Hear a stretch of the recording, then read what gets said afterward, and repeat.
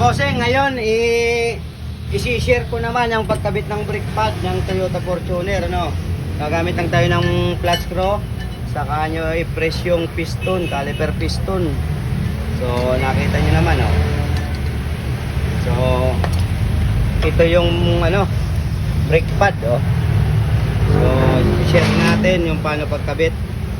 So ito yung brake pad. Ganito lang mga idol yan, ganito lang, yan.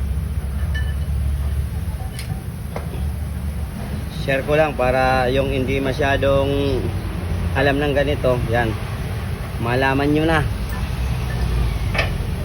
So ito sa hindi sa mga baguhan pa lang to mga bossing.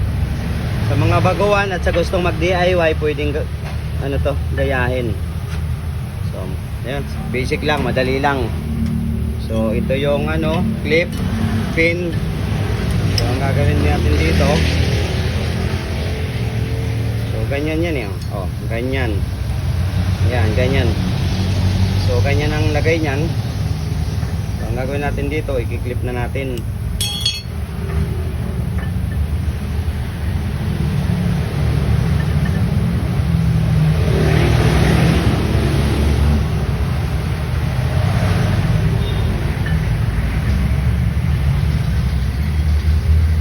Ayan, gayahin nyo to. Manood kayo mga bossing, ayan, sa gustong matuto.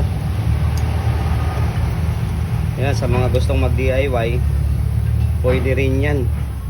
Huwag kalimutan na lagyan ng pin. Yun. So ito yung isa, lagyan natin ng ayan, ayan.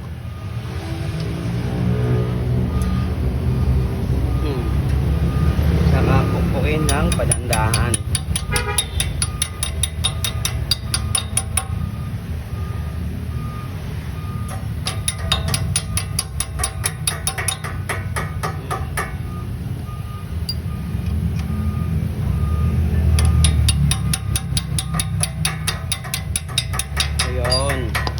Ito yung pin para hindi kumalas. Ayun, no.